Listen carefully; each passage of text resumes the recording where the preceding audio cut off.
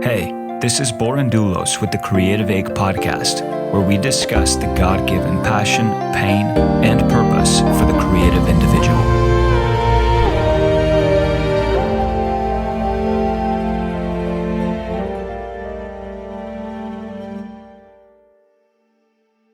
Hello and welcome to the Creative Ache podcast.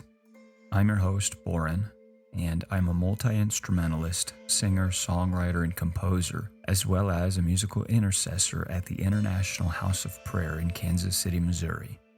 I have several music albums under varying artists and genres available wherever you stream music. With this podcast, it's my desire to encourage and exhort artistic people to faithfully steward their God-given creative ache. This week is going to be a bit of a different kind of episode. Currently, I am actually on vocal rest to try to recover from some vocal nodules, which as a singer is pretty important. So for this week's episode, I'm going to share with you a clip that comes from a podcast episode I recorded on a friend's podcast earlier this year. My friend Lazaro Cruz interviewed myself and my wife about stewarding creativity for God on his podcast called The Bible Walk Podcast. There's a lot in this podcast about how God views our creativity, how we can properly steward it, and a bit of my personal history on this journey of being faithful with the creativity that God has given me responsibility over. If you'd like to hear the rest of this episode, as well as other episodes where my friend Lazaro interviews other believers on various topics, check out the Bible Walk podcast. It's available wherever you're streaming this one now. So with that, I'm going to go back to resting my voice, and I hope that you enjoy and benefit from the discussion that we have in the episode that you are about to hear. Let's jump right in, guys. The title says Faithfully Stewarding Creativity, but Borin, like you and me were talking about yesterday, man, there's a bunch of layers to that. So first question right out of the gate, creativity, talent, is that all from God? Is there some genetic stuff happening there? Like, where does that come from? What are your beliefs about that, guys? And we'll go from there. Yeah, so first of all, thanks for having us. It's, we've known you for over 10 years, and it's a joy seeing what the Father's doing through you and your family, and we're excited to join you on the Bible Walk podcast. Creativity, is it all from God? I think that in itself is a multi-layered question, but creativity itself, I would say, is from God. It originates in God. And to kind of pull a little context in, when God created everything in the beginning, Genesis 1 and 2, he then created man in his own image and in his own likeness. And so I believe that creativity is innately part of the nature of God. Yeah. And we have been given that God nature, creativity. Yeah. It definitely is, like many things, it's subject to the person who's wielding it, right? Like we all have different tools at our disposal. I mean, even just our hands and our feet, and we can use those things to glorify God. We can use those things for selfish ambition. But creativity itself is, I believe, it is from the Father and it is for the Father. I completely agree. I do believe that it does come from God fully, and what we do with that, that's what we are going to be accountable for, but it is meant to glorify him and bring him praise. Well, that's kind of rolling into the next thing. Okay, we're talking about where it comes from, right? Let's talk about purpose. Why God gave us creativity, talent, and not only purpose, who's it benefiting? For whose benefit? Is this a all God thing? Is this other people, ourselves? Let's jump into that. I do feel like the purpose is, like I said, to glorify God. Like it's an evidence that he exists, and it just shows who his character is and that sort of thing. But along with that, I do think it's also for us as individuals. I know even a part of my life, for me, it was helpful for me because there had been several years where I kind of shut that down, my creativity in regards to music and even art. And then when I truly gave my life to the Lord, I was having this hunger and this desire to connect with God in a way that I'm designed to connect with, which is through creativity and through art. And so I do feel like it is for us as well as a way of expression. And once I, dabbled into that, I was like, wow, like I didn't realize how much of the Father I can encounter through this. So I think it's for God. I think it's for us, but I also think it's for others who surround us as encouragement, edification, affirmation, things like that. Going back to the beginning of Genesis, I think we find a principle that creativity is inherently relational. God creates something out of nothing, right? He is the creator. And what his intentions was to share this realm of creation with man, and not just to share it, but after God creates Adam, he invites Adam to name the animals that God had made. And that is an inherently creative process, to take something that I'm seeing and to have my own interpretive spin on the identity of what this is. That's a creative act in and of itself. And so creation is inherently relational in the sense that not only does God want us to enjoy his creation, but he wants us to interact with him creatively in the realm that we exist in. God being creator, there's an awe, there's a wonder when we see things that can't be created by man that cause us to give him glory and be inspired. But then again, there's us partnering in creation, using our creative abilities and talents to fellowship with him. And then there's also, if you look at Esther 4:14, which we may get into more later, but that's when Esther is in the position where she can actually speak to the king to save the Jewish people from genocide. Her voice was uniquely created for that moment. Mordecai, her uncle, tells her to lift up her voice because she was put into the kingdom for such a time as that. And so using her voice, which is a creative expression, not only is it to see God and be in wonder, and not only is it to also partake in fellowship with God, but it's also to minister to those around us. And again, in that extreme sense of Esther, unto their own salvation. So I think creativity is inherently relational. Now that you guys are talking, I just have a question that came to mind that probably people are wondering, and even myself, I want your take on it. What would you guys define the difference between creativity and a talent? I would say creativity is something we all have. Creativity is a nature of being human. Right. Again, because we're created in the image of God, we're different than all other animals. They have a function, right? Like they do things that they're created to do, and that's all they can do. But we can paint, we can sing, we can write movie scripts. Something as simple as putting together a dinner with 4 different ingredients. I mean, you make mac and cheese, you throw some salt and pepper in there. That's all going to still be a creative process because it's based on your interpretation of what is an enjoyable experience. And so creativity it's innate to our being.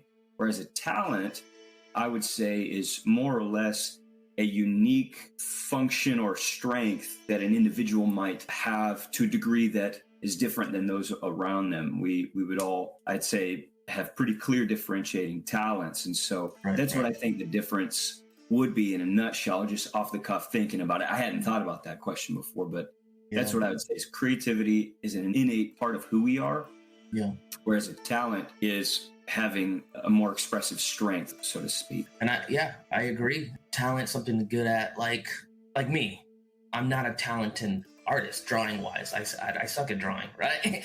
And it's not something that I can't do. I just struggle literally. It doesn't come easy to me, right? And that's why I don't really do it. Like it doesn't come easy. Now, can I learn and can I get better? Yeah, for sure. Now, creativity, on the other hand, whether you're like I agree with you guys, whether you have the talent or not, creativity can come and go at different times, right? It could be boring one time and then really low on another. And there's all this stuff. And I think, like Borin, you said, everyone has creativity. I agree. but it's not a constant level of creativity at all times. And I know that you guys, as artists, not only singing but drawing or whatnot, I know that creativity comes and goes, right? What do you guys do when you struggle with creativity? Not only what you do, but how do you feel? Like, if we're looking at this from a God sense, right? We look at this from a biblical sense, from a God-given thing. If God gave us creativity, God gave us talent, or getting to a point where we're really struggling with creativity, what are your responses to that? Have been, are now? What have you done? Anything you're thinking about? Ashley, you're smiling, so something's... I do. So I know for me, and this is the new year, so this is even an opportunity for me to challenge myself, but my creativity falls in the realm of drawing, painting, and also music, writing songs, and things like that. And like you said, it comes and goes. I'll have this like, oh, I'm inspired, and then now I'm like completely not, And so to answer your question that is at hand,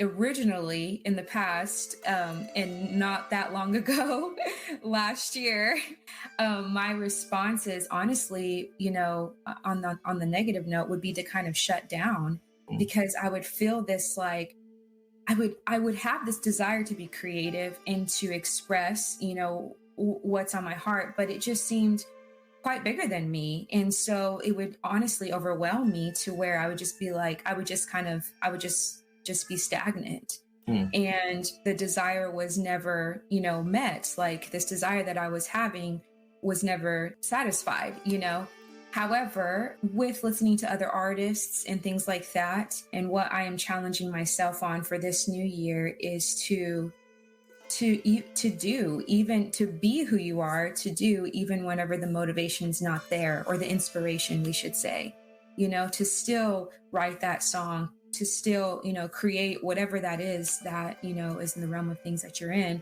And so for me, how that would practically look is setting a time aside in your schedule and like committing that to creativity, and just start somewhere, and always complete, what you started on. And even though you can pick it apart and be like, oh, this could have been better, this, whatever, stay committed to finishing whatever you started, and then move on to the next and review your process, from there. So that's kind of what I am actually challenging myself on in this coming year. So cool. Borin? Yeah. Well, I'll preface by saying we have a natural propensity to think of creativity or art in a certain framework or a certain series of things, and painting and dancing and music. But creativity is really innovation in a sense, and that could be anything from like what you're doing with a podcast. Like, this is you thinking creatively. Like, interesting. Yeah. There's something in you that burns as an assignment, and now you're tasked with the responsibility of creating content that answers the questions that you think are in the world. That's a creative process. People bringing goods and services to the marketplace. Look at the packaging of food. Food grows, we eat a bunch of plants that grow from the ground, and yet we package them in things that are creative, right? So creativity, we all use it. And so when I'm struggling with creativity, or I'd say that kind of inspiration, right, which happens a lot, I've been in seasons where I've got work in the morning, but I'm up till 3, 4, 5 a.m. because I can't stop writing this song. And that'll go on for weeks, because my songs tend to be pretty detailed with a lot of instrumentation. And so it's like, it could take me 2.5 years to write one song, depending on how intense it is. And so I've gone through seasons where I'm burning the candle at both ends, but I've also gone years where I'm like not really doing anything creative. And it's really, I think Ashley really touched on it. A lot of it is just a matter of being diligent about it. I found that the most creative stuff usually actually comes with persistence as opposed to inspiration. If I wait for inspiration, then I'm, what are the odds that not only am I going to feel something, but then I'm also going to be able to do that thing, right? Like most of my creative stuff comes in, as far as inspiration goes, comes when I'm doing long road trips.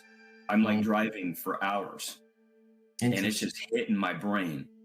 And I'm like, if only I could just be in my workspace right now, I would hash out my next biggest idea. But I'm in the middle of Kansas, in the middle of nowhere. But then maybe 8 hours later, let's say I'm home and it's not much time has passed, but that inspiration, I might even remember the ideas, but I don't feel the ambition to do it. And I may never. A lot of times I've hit the audio record button to record a melody or an idea that I had. And it ends up, I find it later, like years later, like, oh my gosh, this was completely gone from my memory bank. I didn't even remember that I had this inspired, moment.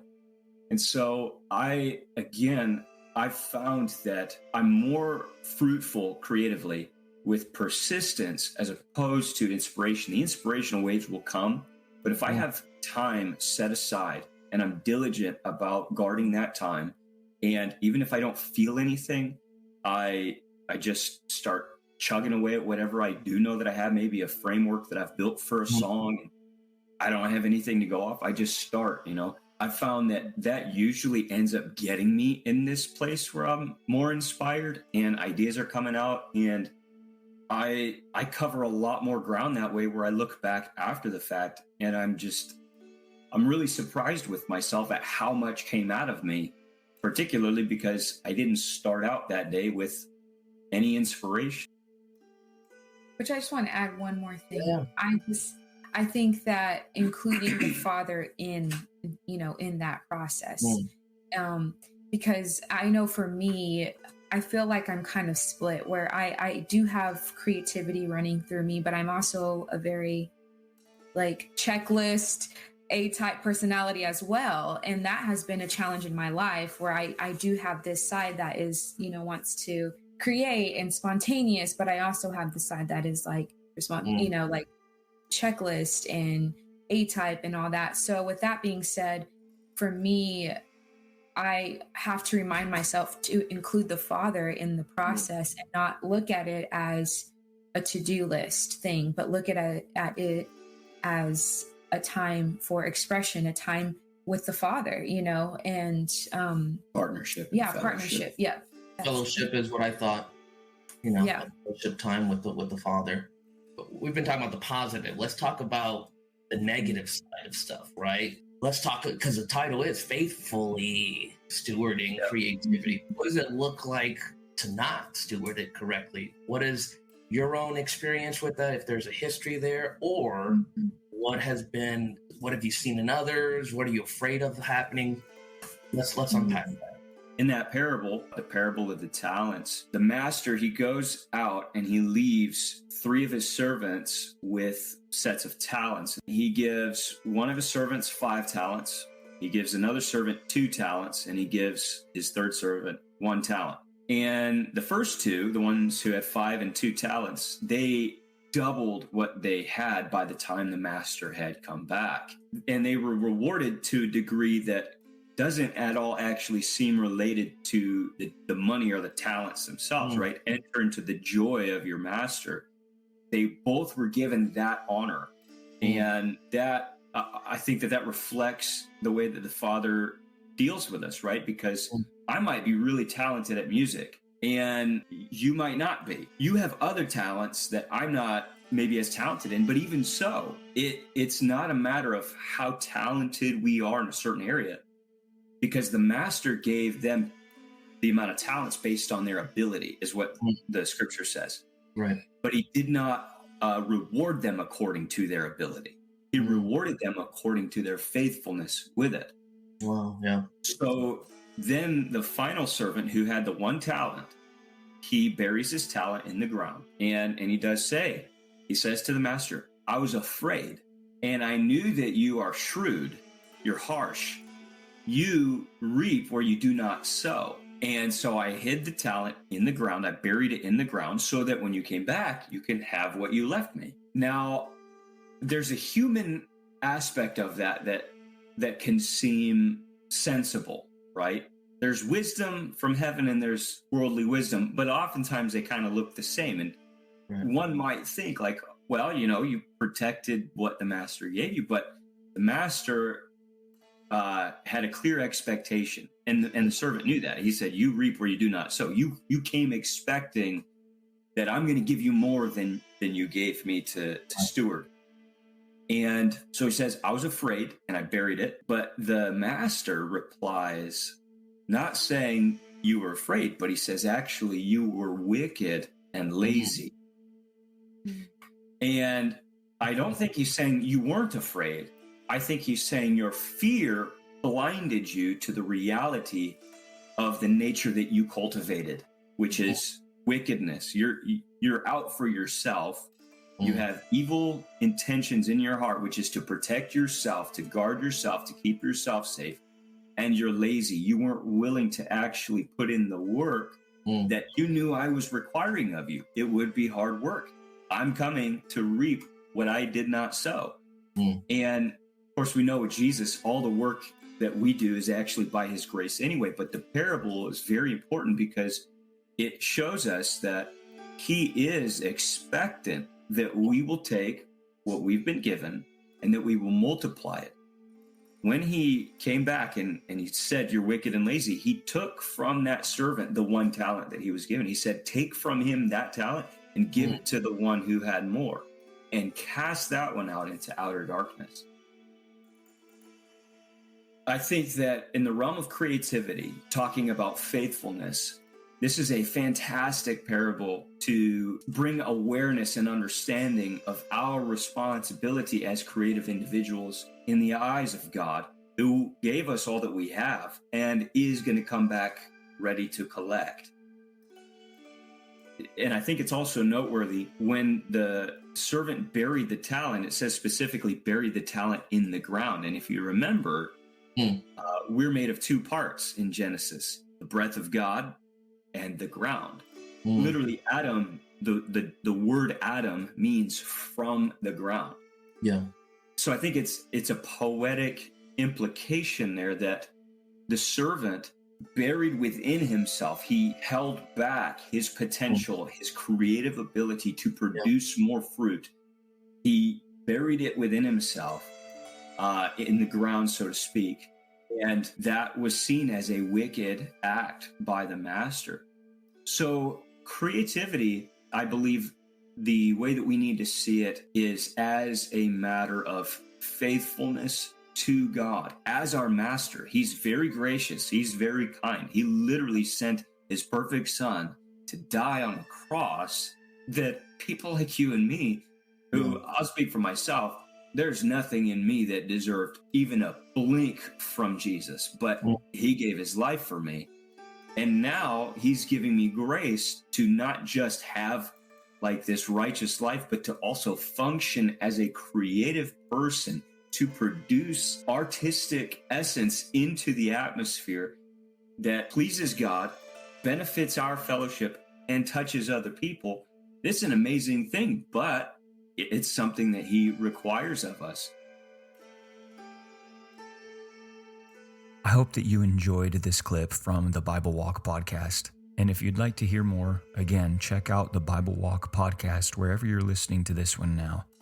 And please subscribe to the Creative Ache podcast to continue to hear these episodes as I release them.